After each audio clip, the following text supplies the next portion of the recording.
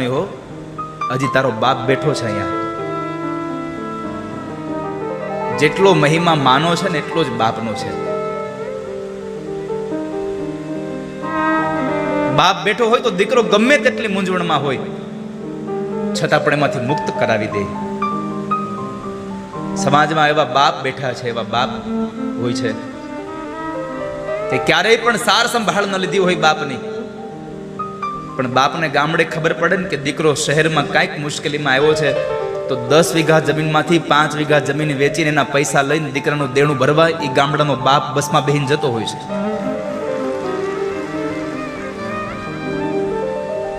જ્યારે દીકરો મૂંઝાઈ જાય ને અને ફરીને ઊભો રહી જાય આમ, અને પાછળથી કોઈ વયોવૃદ્ધ માણસ આવીને ખંભા પર હાથ મૂકીને એમ કહે કે ભાઈ મૂંઝાતો નહીં હો, હજી તારો બાપ બેઠો છે અહીંયા.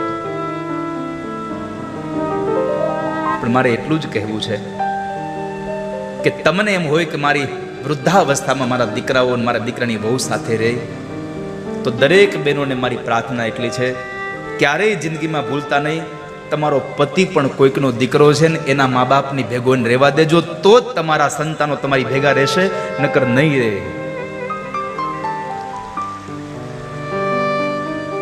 માએ આવકાર આપ્યો છે કારણ કે માનો પ્રેમ હતો એના ઉપર.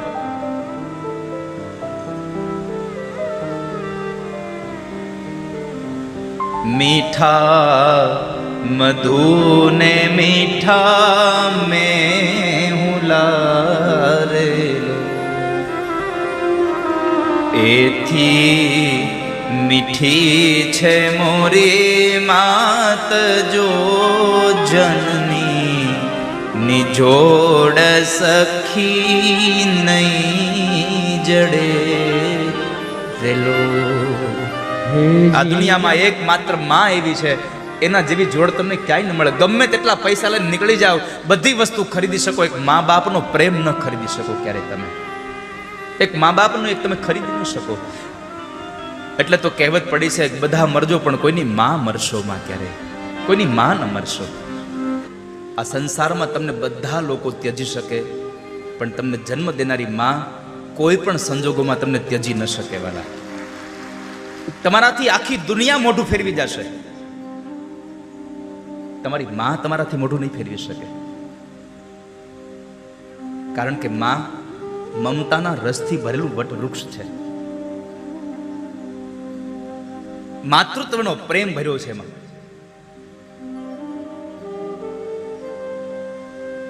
માં શબ્દ બોલું તો આખું મોઢું ખુલી જાય. મોઢેથી બોલું માં, મને હાચે બાળપણ સાંભળે, પછી મોટપની બધી મજા મને કડવી લાગે કાગડા. આ દુનિયામાં માં એક પાત્ર એવું છે કે એની આછી એવી સાડીનો ખાલી છેડો માથે પડે ને તો એ આકાશમાં ધગતા આ સૂર્યનો તાપ તમને બંધ થઈ જાય લાગતો. એક માનો સાડીનો છેડો પડે માથા ઉપર,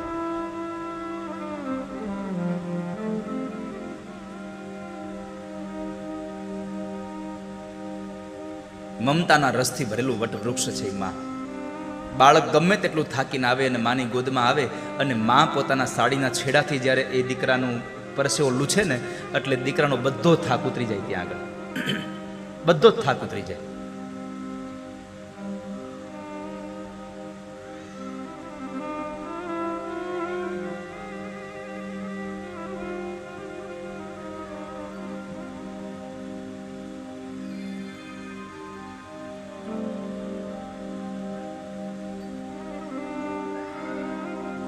પણ કરુણા એ છે વાલા, અત્યારે આ સમજમાં આધુનિક યુગ આવ્યો, ટેકનોલોજીનો યુગ આવ્યો.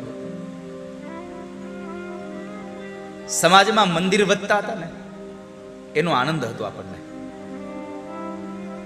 ગામડાઓમાં મંદિરનું નિર્માણ થતું હતું ને તો આપણને રાજીપો થતો હતો કે આપણા ગામમાં નવું મંદિર બને છે. પણ દુઃખ એ વાતનું થાય છે કે શહેરોમાં હવે વૃદ્ધાશ્રમો બનવા લાગ્યા છે.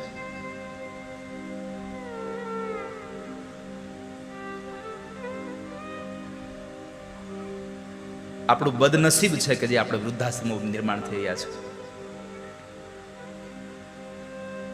અને આ વૃદ્ધાશ્રમો ત્યારે જ નિર્માણ બંધ થશે જ્યારે અત્યારનો યુવાન અને અત્યારની યુવાન દીકરીઓ કથામાં જતા થશે, કથા સાંભળશે, સંસ્કારનો દાયજો સાંભળશે.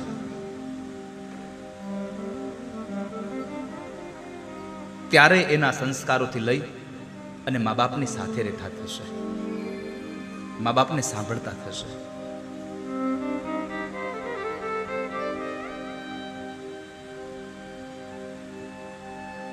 જીવનમાં સુખી થવું હોય ને વાલા,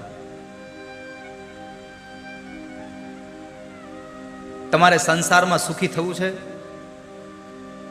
તો મારી એક વાત માનજો, જિંદગીમાં કોઈ દિવસ તમારા મા બાપને તમારી ભેગા રાખતા નહીં. જીવનમાં સુખી થવું હોય તો ક્યારેય પણ તમારા મા બાપને તમારી સાથે રાખતા નહીં, જો સુખી થવું હોય તો. આ વાક્યને પૂરું સાંભળવા માટે પ્રયત્ન કરજો. જીવનમાં સુખી થવા માટે તમારા મા બાપને તમારી ભેગા રાખતા નહીં. સુખી થવું હોય તમે તમારા મા બાપની હારે રહેવાનું ચાલુ કરજો. ઘણા પૈસાવાળા, ઘણી સારી નોકરીવાળા શું કહેતા હોય છે, હા મારા બા બાપુજી મારી ભેગા જ રહે. હવે તારી શું ઓકાત છે કે તું એને તારી ભેગા રાખી શકે? તું તારા ફ્લેટમાં સમય આપી શકે ને, તારા ફ્લેટમાં જગ્યા આપી શકે? જરાક વિચાર તો કરી, તારી માએ તને એના પેટમાં જગ્યા આપી હતી, તારી તાકાત છે ને જગ્યા દેવાની? પણ કરુણા એ છે કે એક માં પોતાના 4 દીકરાઓને પોતાની કુખમાં વાસ આપી શકે, પોતાના પેટમાં એને જગ્યા આપી શકે છે. પણ 4 દીકરાઓ ભણી ગણીને મોટા થઈને પરણી જાય ને પછી 4 દીકરાઓ એની માને એના ફ્લેટમાં જગ્યા નથી આપતા, એને વૃદ્ધાશ્રમમાં મૂકી આવે. કાં તો માં વયો વૃદ્ધ હોય છતાં પણ પોતાની હાથે રસોઈ બનાવીને એકલી એકલી રહેતી હોય છે. મારી આપ સૌને પ્રાર્થના છે, તમામ યુવાન ભાઈ બહેનોને મારી પ્રાર્થના છે, મારી વ્યાસપીઠથી કરબદ્ધ પ્રાર્થના છે, જીવનમાં મા બાપથી ક્યારેય પણ જુદા ન રહેશો. ક્યારેક કોઈ સાસુ બોલી જાય તો દીકરાની વહુ ચૂપ થઈ જાય. અને સાસુ માઓને પણ મારી પ્રાર્થના છે, ક્યારેક કોઈ દીકરાની વહુ કદાચ આવેશમાં આવીને કંઈક બોલી જાય તો સાસુમાં ચૂપ થઈ જાય. બસ વાસણ પડે અને ખખડે એની માથે હાથ મૂકી દો ને એટલે એ શાંત થઈ જાય સાવ. પણ જે સંગઠિત પરિવારમાં જે આનંદ છે એ એકલામાં નથી વાલા, એકલામાં આનંદ નહીં થાય. આપણને મારી પ્રાર્થના છે, યુવાન બહેનોને મારી પ્રાર્થના છે, ક્યારે પણ પોતાના પતિને ન કહેશો કે આપણે હવે જુદું રહેવા જવું છે. અને તમે જો તમારા સાસુ સસરાને તમારાથી જુદા કર્યા તો એક વાત યાદ રાખજો કે તમારા આવનારા સમયમાં તમારા દીકરાની વહુ પણ તમને જુદા કરશે, કરશે ને કરશે, એમાં સંશય નથી. જેવું કરો એવું ભરો, એ ભાવના કદી ભૂલશો નહીં. સંતાન છો, સંતાનથી સેવા ચાહો તો સંતાન બની સેવા કરો. અને કદાચ કોઈ સંતાન, કોઈ દીકરો મહિને વર્ષે લાખો કે કરોડો રૂપિયા કમાતો હોય અને પોતાના મનમાં હોય કે ઓહો હું તો કેટલું કમાઉં છું, મારી પાસે કેટલા લાખો રૂપિયા છે, તો પુનિત મહારાજનું એક વચન યાદ રાખજો, લાખો કમાતા હો ભલે પણ મા બાપ જે નાનો ઠર્યા, લાખો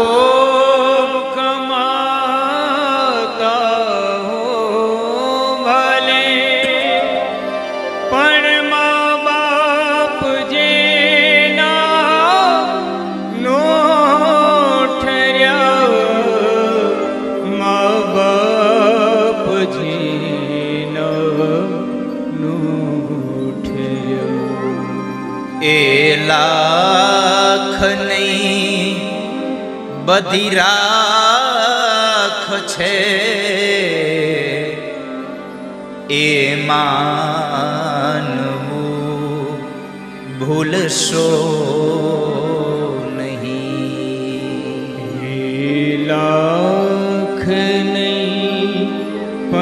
રાખ છે એ માનવું ભૂલશો નહીં.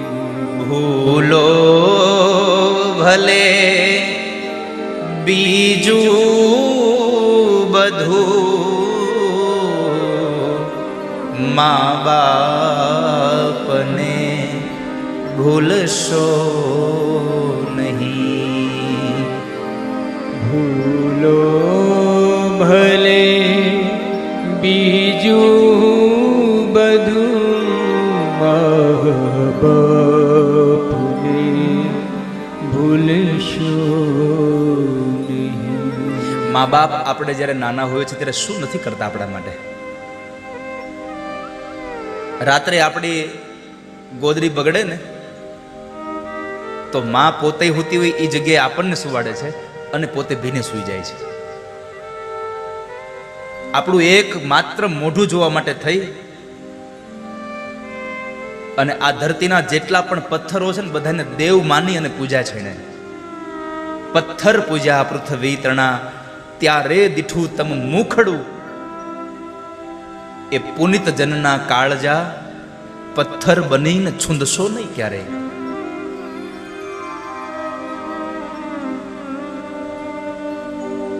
પણ માં તો માં છે વાલા.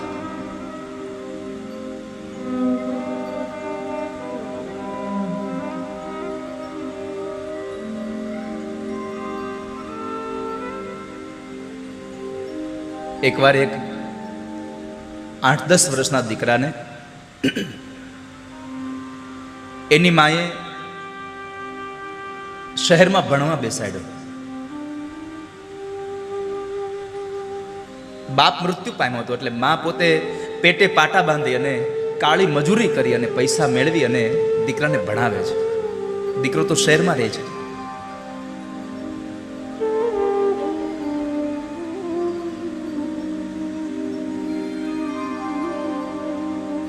દીકરો ભણતો હતો ત્યાં હોસ્ટેલમાં રહેતો હતો. એકવાર માને દીકરાની બહુ યાદ આવી. હાલને હું દીકરાને મળી આવું.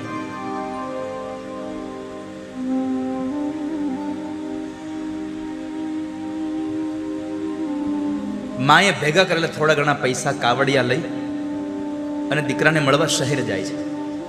એની સ્કૂલે જાય છે. પણ સ્કૂલે જાય છે ને તો માને આવેલી જોઈને દીકરો સંતાઈ જાય છે.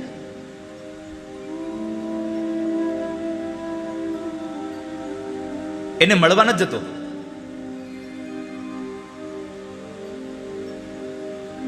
કારણ કે મારા મિત્રો મને હસી ઉડાવશે, મારી મજાક કરશે.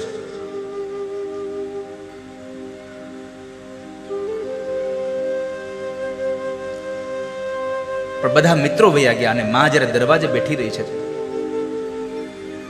ત્યારે ઓલો દીકરો આવેશમાં આવી અને ત્યાં આવે છે કે તને અહીંયા આવવાનું કોણે કીધું તું? તો અહીંયા શું કામ આવી અહીંયા મને મળવા? માં તો દીકરાને જોઈને એમ થયું કે હમણાં મને ભેટી પડશે. ત્યાં તો સાવ અવળી જ કહાની થઈ આખી. ન બોલવાના શબ્દ માને બોલે છે અને માને એમ કહે છે તું એક આખે કાણી છો, તું અહીંયા આવીશ તો મારા બધા મિત્રો મને એમ કહેશે કે આ કાણીનો છોકરો છે, આ કાણીનો છોકરો છે.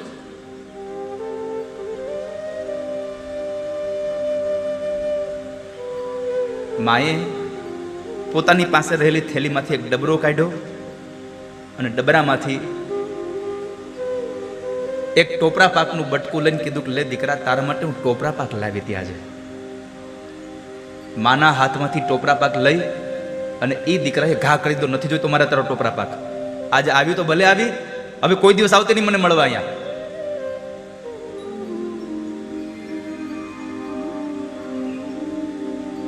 છતાં પણ પોતાની થરથર ધ્રુજતી કાયાનો આ હાથ દીકરાના માથા પર મૂકી અને એટલું જ બોલી માં કે બેટા હવે નહીં આવું દીકરા, તારા મિત્રો તને જો હેરાન કરશે ને તો હું નહીં આવું તને મળવા. સમયને જતા શું વાર લાગે, સમય વ્યતીત થઈ ગયો.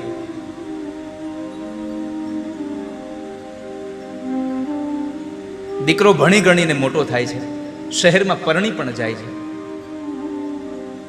એક સારી સ્ત્રી મળી જાય છે, સારી નોકરી મળી જાય છે, માં ગામડે છે, મળવા નથી આવતો.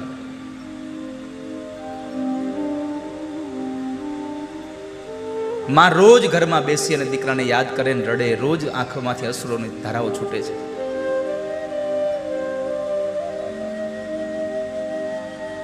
એક સમય એવો આવ્યો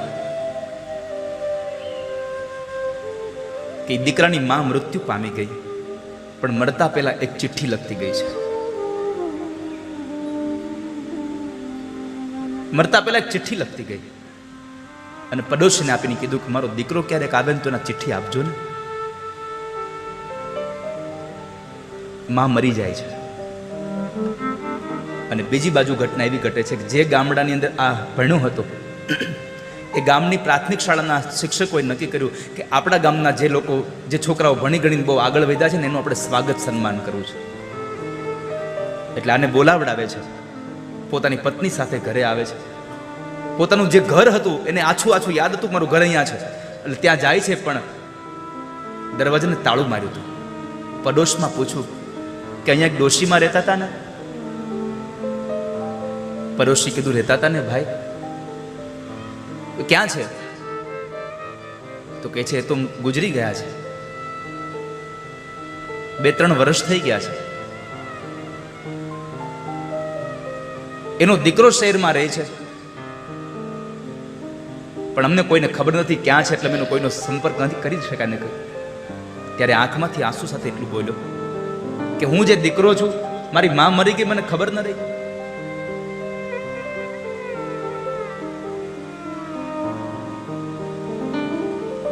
ત્યારે એ બેને એટલું કીધું, ભાઈ ઉભા રહો, તમે જો એના દીકરા હો ને તો એ માજી જ્યારે મૃત્યુ પામ્યા એની પેલા એક પત્ર લખીને ગયા છે ને કીધું છે કે મારો દીકરો ક્યારે પણ આવે ને તો એ મારા દીકરાના પત્ર આપજો ને.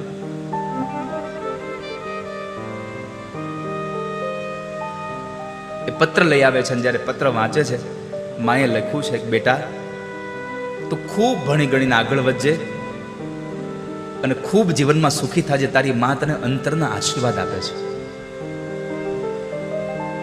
હું એક આંખે બાડી હતી, એક આંખે કાણી હતી, અને હું તને સ્કૂલે મળવા આવું અને તારા વિદ્યાર્થીઓ, તારા મિત્રો તને જ્યારે હસતા હતા એટલે હું તને મળવા પણ નહોતી આવતી ક્યારે. આ તારી માં તને મળવા પણ નથી આવી શકી, મને માફ કરજે. પણ આજ મારે તને એટલું કહેવું છે કે તારી માં કેમ કાણી છે. તું જ્યારે નાનો હતો ને ત્યારે રમતમાં અને રમતમાં તારી આંખમાં લાગી ગયું, અને જ્યારે તને દવાખાને લઈ ગયા ત્યારે ડૉક્ટરે કીધું કે આ દીકરાની એક આંખ વહી ગઈ છે અને તું એક આંખે દેખતો હતો. પણ મને એમ થયું કે મારે 2 આંખ શું કરવી છે, હું એક આંખે જોઈ લઈશ. મેં મારી એક આંખ કાઢીને તને 2 આંખે દેખતો કર્યો હતો ને, એટલે હું બાડી હતી, એટલા માટે હું કાણી હતી.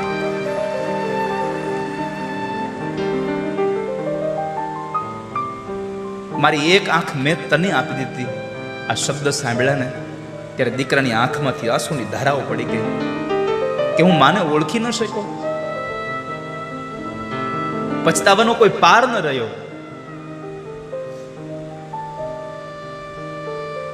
આ દુનિયામાં ધન ખર્ચો ને બધું મળે છે, પણ એક મા બાપનો પ્રેમ નથી મળતો વાલા. કે ધન ખર્ચતા મળશે બધું, પણ માતા પિતા મળશે નહીં. ધન ખર્ચતા મળશે બધું, પણ માતા પિતા મળશે નહીં. માતા પિતા મળશે નહીં. પલ પલ પુનીત ચરણની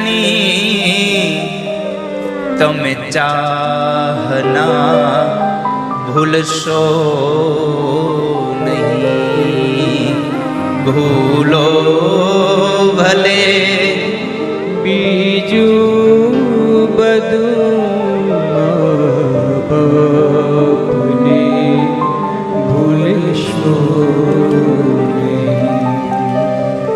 અગણિત છે ઉપકાર એના, એક દી વિસરશો ગણિત છે ઉપકાર એના, એક દી વિસરશો નહીં. મા બાપને ભૂલશો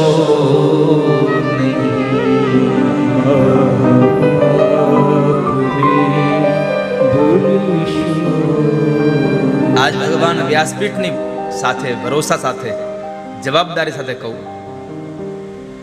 કે બુધેલિયા પરિવાર અને વાળા પરિવાર, ભરતભાઈ અને ગગુભાઈએ બે આયોજન કર્યું. આ તમે કેટલા લોકો રાજી છો? આમ જુઓ તો ખરા,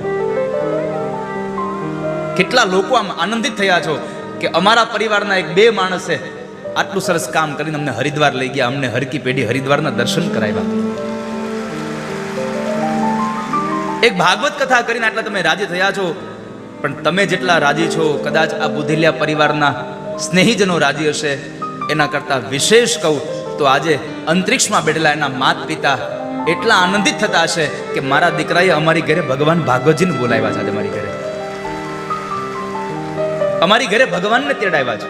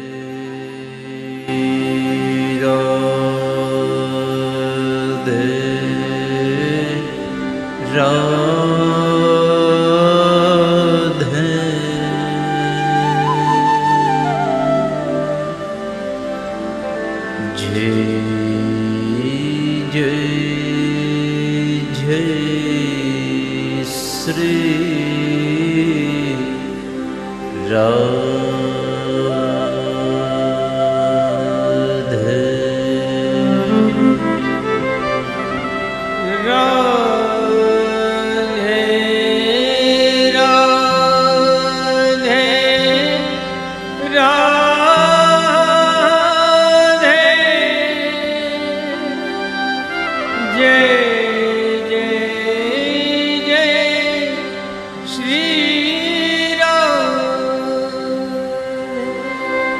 बोली श्री द्वारिकाधीश की रामचंद्र भगवान